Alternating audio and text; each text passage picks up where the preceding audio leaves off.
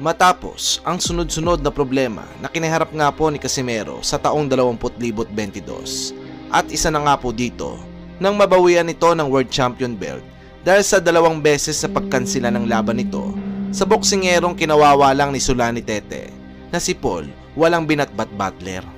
Dahil nga dito ay nahirapan na nga makakuha ng bigati na laban ang pambato natin na si Cuadro Alas. Sabi nga po ng mga haters ni Casimero, nangunguna na nga dyan si Silver Boy Spetchay, ay puro tricycle driver at magtataho na lamang daw ang makakalaban nitong si Janriel Casimero. Pati na rin daw ang pinapangarap nitong makalaban ang The Monster ng Japan na si Naoya Inoue ay tila ba naglaho na rin dahil sa mga problemang kinaharap nga ni Casimero. Bagamat mabigat at masaklap ang nangyari sa mga nakalipas na buwan dito kay Casimero, ay di pa rin talaga natin mapagkakaila na kahit sino pa mang ipis, lamok, surot at kung ano-ano pang insekto ang makasagupa ng pambansang angas ng Pinasalona ay talaga namang inaabangan nito ng buong mundo dahil nga sa karismang tinataglay nitong si Janriel Casimero. Tulad na lamang ng naging laban nito bago matapos ang taong 2022 sa kababayan ni Inoue na Japanese din. December 3, taong 2022, matapos ang isang taong pagkabakante ni Cuadro Alas, ay sa wakas ay nabigyan ulit ito ng pagkakataon na ipakita sa buong mundo ang napakalakas itong karisma. Sa tagpo na ito ay makakalaban nga ni Cuadro Alas ang pinakamalakas na boksingero ng Japan, malakas mang asar, na si Ryo Akaho, ang binansagang Opa ng Japan. Ang akala ng lahat ay si Ryo Akaho na nga ang tatapos ng tuluyan sa palubog na sanang karir ni Cuadro Alas dahil sa nakakatakot na kartada nito na 39 wins, 26 KO at meron lamang 2 talo. May mga chismis din kasing kumakalat noon na 3 beses nga daw nitong winasak si Naoya Inoue sa naging sparring ng dalawa. Sa madaling salita, no match daw si Inoue dito mga master. Kaya naman, ang mga hombre at burikat ay sinasabing bugbog lamang daw ang aabutin ni Cuadro Alas dito kay Ryo Akaho.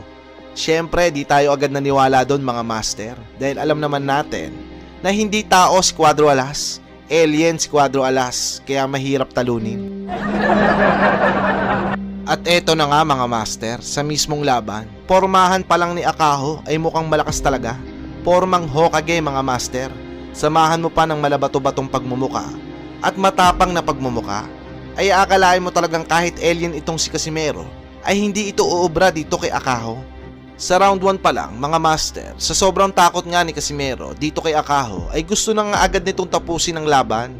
Malalakas at malulutong na banat na agad ang pinapamala si Cuadro Alas.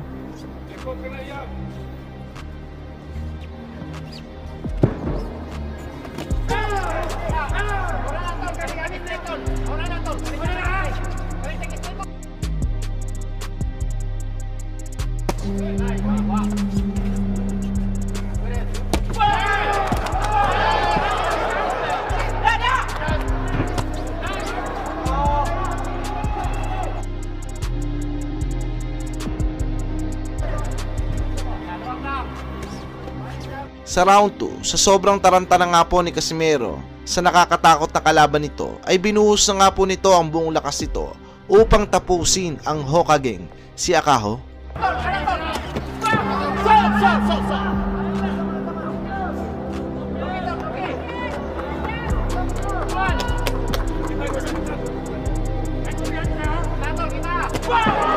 Ngunit wala pang isang minuto ang nakakalipas sa round 2 mga master. Sa sobrang tindi nga po ni Akaho ay napabaksak nga po nito si Casimero nang hindi man lang tinatamaan ng suntok. Ito ay dahil nga po sa observation haki ni Akaho. Sa tindi nga po ng referee na ito ay nakita nito ang hangin na tumama kay Cuadro Alas, kaya naman agad itong binilangan ng matinding referee na ito. Dahil nga po sa ginawa ng referee kay Casimero, dito ay lumabas na nga po ang pagiging totoong alien ni Casimero. Tinadtad po nito ng malalakas sa suntok ang lukulukong si Akaho hanggang sa magmukhang ulol na unggoy na po ito na di malaman kung papaano tatakbo sa mala intergalactic na mga suntok ni Cuadro Alas.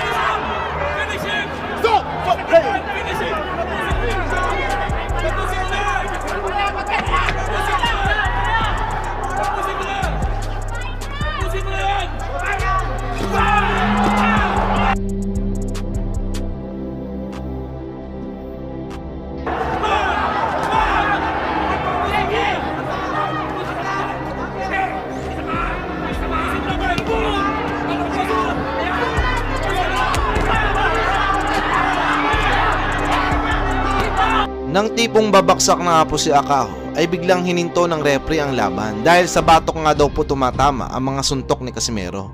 Nang mapansin naman po ito ni Akaho na winawarningan na nga ng referee itong si Casimero, ay biglang nag-umarte ito na tila ba napuruhan sa batok. Pangpama sa ward ang datingan mga master, naging mukhang kawawang unggoy si Akaho. Dahil ayaw na nga pong lumaban ni Akaho ay diniklara na nga po ang laban na ito na no contest. Muntikan pang ang matchane si Cuadro Alas. Buti na lamang kitang kita sa review ng laban kung papaano binugbog at nilamutak ni Cuadro Alas ang pagmumukha nitong si Akaho. Kalaunan ay binawi din naman ang hatol na no contest at naging technical knockout ito sa round 2. Dahil dito, nagretiro na nga po sa boxing itong si Akaho dahil naoperan po ito ng malaking break sa Hollywood na maging artista. Dahil nga po kay Casimero, mas naging maganda ang karir ni Akaho. June 27, 2015, nang unang makalaban ni Cuadro Alas ang mayabang at sobrang dayang wrestler na may konting pagkaboksingero na si Amnat Ruweng, isang Thai boxer. Sa laban na ito mga idol ay paglalabanan po nila ang World IBF Flyweight title, ngunit sa kasamaang palad nga po ay natalo si Casimero sa isang unanimous decision, kahit kitang kita naman na malinaw pa sa tubig ng mineral ang kadayaan ng hambog na si Amnat Ruweng. Sa mismong teritoryo po kasi nito ginanap ang laban sa indoor stadium, Wamark, Bangkok, Thailand. Kaya naman, naging cooking show ang desisyon ng mga judge dito. Isama na rin natin ang bayabas sa referee na kababayan ni Amnat Ruweng mga idol na halatang bias sa paghahatol.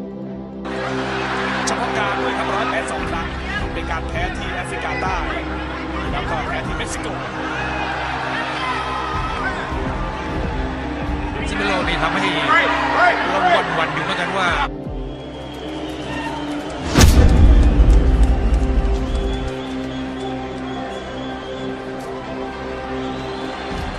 Matapos nga po ang pagkatalo na iyon ni Cuadro Alas ay imbis na mawalan ng gana si Casimero upang labanan muli ang madayang Thailander ay nagsumikap po itong mag-ensayo at lalong nagpalakas upang sa susunod na makaharap nito ang madayang si Amnat Ruweng ay dudurugin niya po ito ng pinong-pino.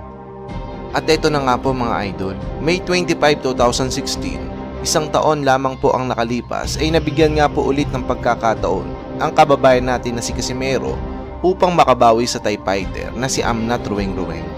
Sa pagkakataon na ito ay hindi na pumayag ang Boxing Council na sa mismong teritoryo ni Amnat Ruwing ganapin ng laban. Ginanap po ang laban sa Diamond Court, Beijing, China, at kilalang mahusay na referee na rin po ang pumalit sa bakbakan na ito.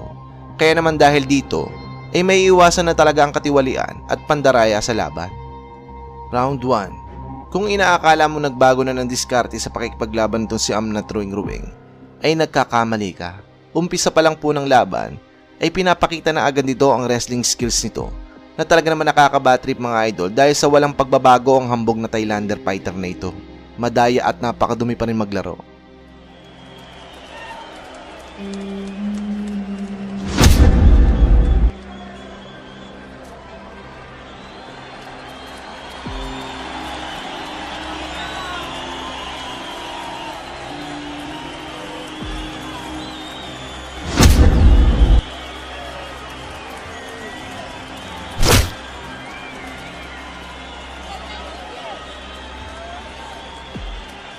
Ngunit ang hindi nga po alam ng Thai boxer na ito ay napaghandaan na ni Cuadro Alas ang ganitong estilo niya.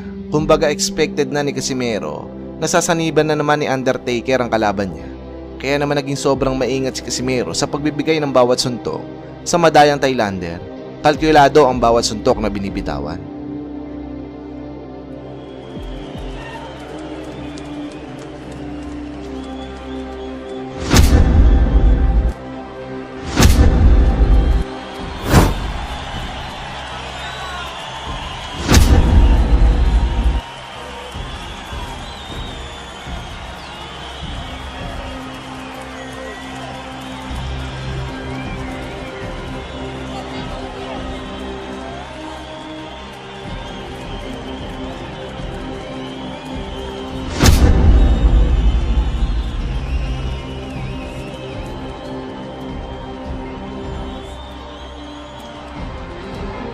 Sa round 3 ay hindi na masyadong sumusuntok si Casimero, hinahayaan na lamang nitong umatake si Amnat Ruwing.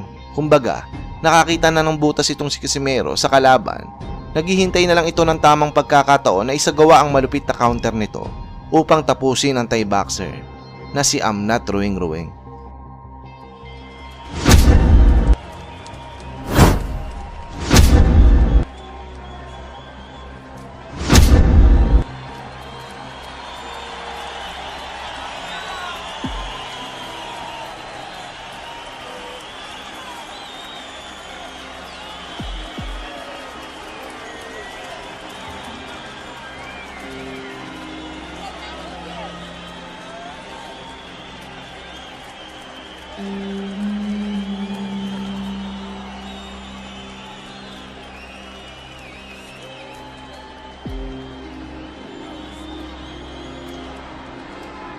At eto na nga po mga idol, nang sumapit na ang round 4, dito ay kumonekta na nga po sa panga ng Thai boxer ang isang napakalakas sa counter left hook ni Casimero. Dahil nga po dito ay knockdown ang inabot ng hambog na si Amnat Ruwing. And hey, the battle continues here in round 4. And a good left uppercut to the body for Amnat Ruwing, and look, him behind the back of the head. And that's what Amnat Ruwing, he don't mind that stuff. Retaliate. Yep. Yeah, see, Casimero retaliates and weak spoils them both now. Good jab to the body from Amnat, trying to get the positioning back. Yeah. We fight loose. Oh! Oh! Big left hook from Casimero. And he caught him. Goes down. And he looks hurt. Oh, he looks really hurt. And he's got up. Surprisingly up and all foot up. I can't believe it. That was... Nakatayo pa naman ito mga idol kahit sobrang lakas na nga ng tumama sa pagmumukha nito. Ngunit hindi na nga ito pinagbigyan pa ni Cuadro Alas. Sinugod na ito ni Casimero na tila balayon na galit sa kuting. Kaya naman dahil nga po dito ay nakatikim ng isang matinding body shot si Amnat Ruwing na tuluyan na nga po nagpataklob sa Thai boxer. Down to a Williams but raw, but this one here, he looks really hurt. His legs. Amnat's very hurt, but he's throwing back with bad intention. Yeah. Nice overhand. And he's trying to trip him. And he's trying to trip him. He's trying to trip him with his leg. I saw that in that row. Yeah. It looks like Trying to survive. I tell you what, man, and he's after him. And the Philippines is trying to take out a year of frustration or after what happened in Thailand, and he's taking out Net Rum Ran. Good right to the body. And he's definitely Casimero is not trying to be hold on, and he won't be denied. And a good body shot, he's down again. To the body. Whoa! And the champion is down. Up out of his seat. And he don't look like he's gonna get up. Is he gonna get up? No, the fight's been waved off by Tony Reeks.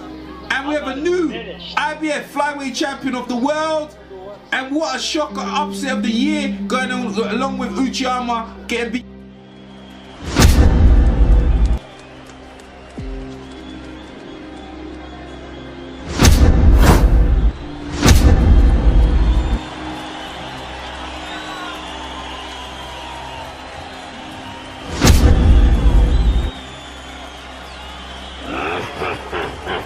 Fatality. Dahil sa pagkatalo na iyon, ay halos umiyak nga po ang mga relatives ni Amnat Rueng dahil iyon ang kauna-unahang talo na natikman nito sa buong karir nito. Matapos nga po ang pagkatalo na iyon, ay tila ba nakarama na itong hype na Thai boxer na ito matapos magkaroon ng halos 6 na sunod-sunod na pagkatalo. Samantala, sa kabilang banda naman po mula kay Casimero, ay dito na nagsimula na mas lalong pumutok at makilala ito sa mundo ng boxing dahil sa husay at lakas ng mga kamao nito. Halos naging sunod-sunod ang pagkapanalo nito at naging kampyon pa matapos nga nitong matalo ang WBO champion noon na si Solani Tete. Kung nagustuhan mo ang video natin ngayon mga idol, ay baka naman pwedeng makahingi ng konting suporta sa pamamagitan ng pag-subscribe